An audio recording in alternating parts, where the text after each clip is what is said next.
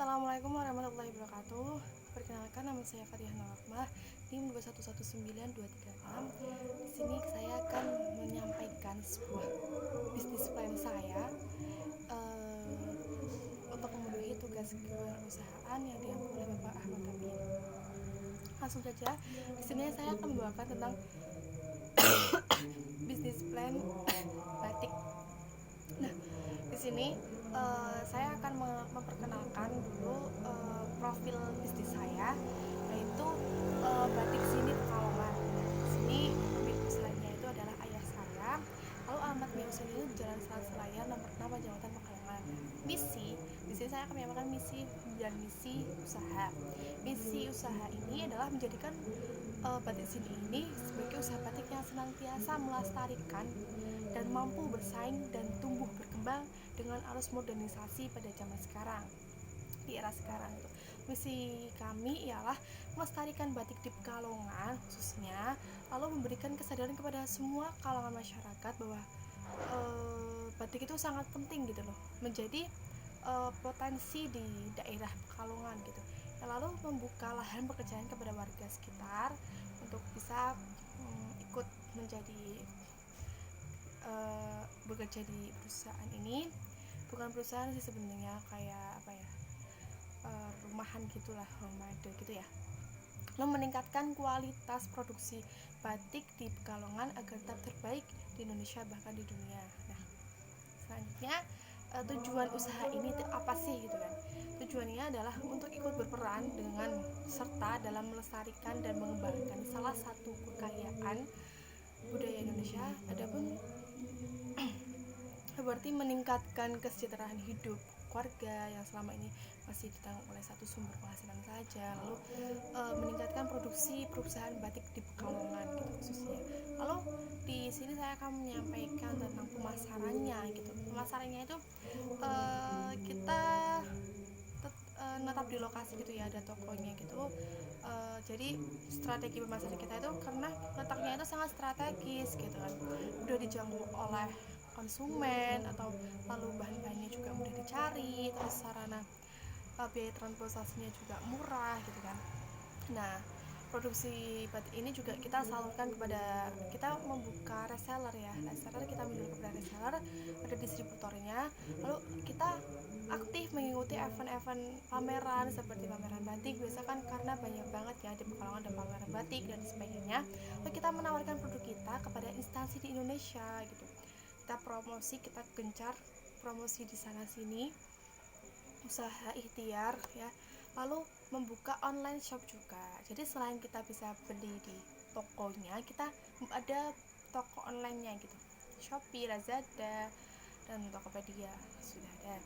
Lalu selanjutnya target pemasaran produk kita itu memproduksi seperti batik pria, wanita gitu kan.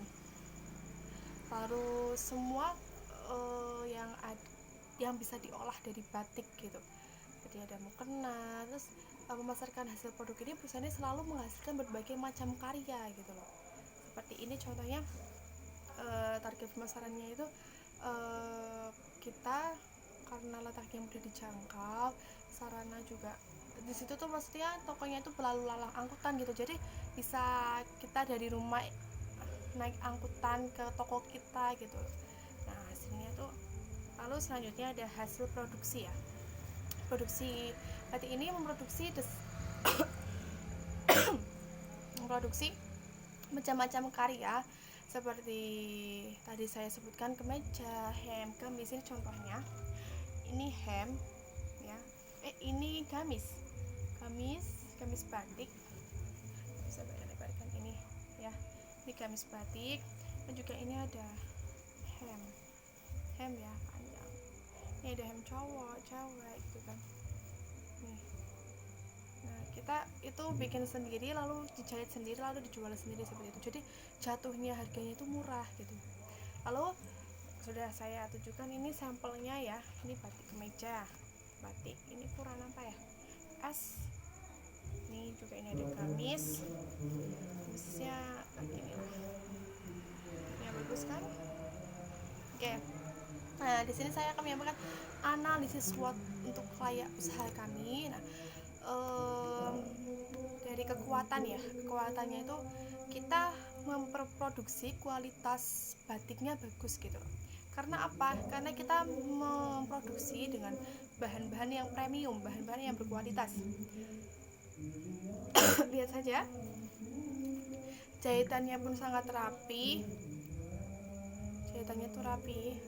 Kita pakai penjahit yang sangat profesional, sudah modelnya pun elegan ya, modelnya pun elegan. Lalu kita juga mengutamakan pembeli, artinya kita ramah kepada pembeli, sopan kepada pembeli. Lalu apa namanya, juga kita selalu mengutamakan raja itu pembeli gitu, pembeli itu adalah raja. Nah, juga di selain itu harganya juga relatif sangat murah. Baju segini hanya dijatuhkan, ini ya, ini batiknya bagus banget, ini dijatuhkan cuma harga 50.000 dapat batik bagus ini. Kan juga sangat murah karena kita produksi sendiri, bikin sendiri, jadi kita jatuhnya sangat murah, 50.000 saja. Di selain cuma harganya murah, ini mutu kualitasnya sangat baik dan bagus.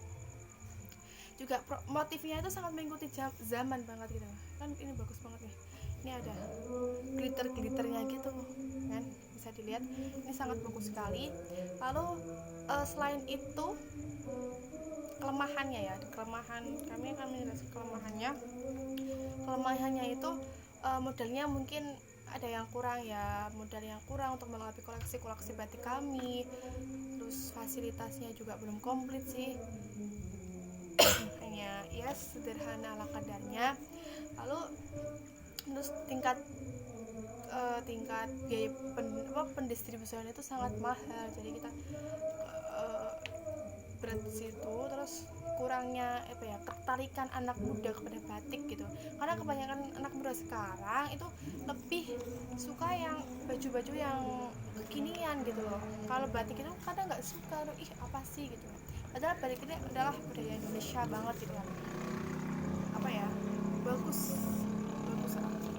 sebenarnya itu. Lalu kesempatan ya, peluang opportunity, yaitu respon positif konsumen terhadap keberadaan perusahaan. Lalu batik itu termasuk pakaian adat Indonesia kan, juga termasuk sudah dianggap budaya di Indonesia ini, peninggalan termasuk ya. Lalu membuat produk batik yang berbeda dari biasanya gitu, peluangnya itu. Terus selanjutnya threat itu adalah ancaman ya. Ancamannya itu mungkin resiko usaha yang tinggi ya. Kita pasti setiap usaha pasti ada resikonya, dan itu pasti ada lah. Lalu kurangnya minat masyarakat pada produk batik, kadang kan di Pekalongan sendiri itu karena di situ adalah pusatnya batik, kadang memang orang-orang di Pekalongan itu nggak suka sama batik gitu, karena kan sudah daripada di Jakarta misalnya, orang Jakarta beli Pekalongan tuh malah borong gitu loh, karena di Jakarta tuh jarang gitu kan, seperti itu. Lalu semakin maraknya itu pakaian-pakaian yang bagus, hits, terus pakaian yang tren-tren gitu kayak Korean style gitu dan sebagainya.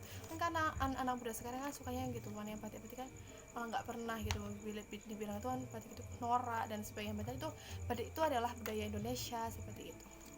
Lalu di sini ada kebutuhan sarana usaha keuangan kami itu ada. Saya akan menyampaikan itu sarananya. Kita tuh modal tuh awal itu 100 juta, terus uang saham 50 juta, jadi total 150 juta. Nah, pengeluaran itu totalnya itu 100 jutaan lah, 100 jutaan, ini 150 juta. Nah, kayak penjualan blus batik itu biasanya per tahunnya 35 juta per tahun ya, kira-kira seperti itu. Harga hem batiknya 35 juta, kemeja hem 20 juta, lalu gamis 50 juta, sarungnya 10 juta, itu per tahun ya, itu per tahun. Kita total itu per tahun. Mukena kami juga ada mukena, tapi belum saya itu mukena 20 juta, karena mukena itu bagus, maksudnya kita menyediakan dengan bahan premium adem angkos gitu ya. Jadi kan orang-orang kan suka ya yang dingin itu. Total kan 200 juta ya. Nah, total keuntungannya berarti kan total keuntungan 100 juta. Nah, sisa dari itu 50 juta. Nah, total pemasukan 150. Berarti kita untung 150 juta seperti itu.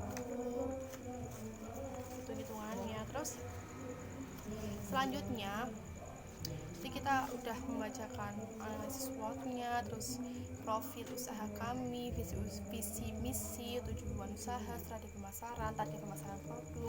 Nah, ini saya akan menyampaikan kesimpulannya. Kesimpulan yang saya tadi sudah saya sampaikan itu kesimpulannya adalah berdasarkan hasil pembahasan yang telah dipaparkan di atas, maka disimpulkan secara keseluruhan batik ini bisa menjadikan salah satu penggerak ekonomi kerakyatan, terutama di Pekalongan, karena Pekalongan itu adalah kota batik ya. Penggerak ekonomi kerakyatan karena selain menyumbang devisa yang cukup besar bagi negara, industri batik juga dapat menyerap banyak pekerja sehingga mengurangi pengangguran yang ada di Indonesia. Di samping itu juga harga batik yang di Indonesia juga memiliki nilai jual yang sangat tinggi. Misal ya, kalian jual batik di wisatawan itu berani mahal loh, misalnya kita modalnya 20.000 ya, wisatawan itu berani beli 200.000, 500.000, bahkan sampai 1 juta pun berani gitu kan, karena sangat-sangat ya budaya banget gitu kan. Nah, di sini sudah saya paparkan ada batik-batik. Ini saya contohkan 2 potong saja karena yang lain masih di sana. Terus selanjutnya ini sudah saya sebutkan semua ya, tentang profil visi usaha, tujuan dan semuanya. Terima kasih dari saya. Apabila ada tutur kata dan tingkah laku yang kurang berkenan atau mungkin ngomongnya kecepatan, mohon dimaafkan. Semoga bisa menghibur kalian semua, bisa memotivasi kalian semua tentang usaha ini. Terima kasih, semoga bisa diterima oleh Bapak dosen. Akhirul kalam, wallahul muwaffiq ila aqwamit thoriq. Wassalamualaikum warahmatullahi wabarakatuh.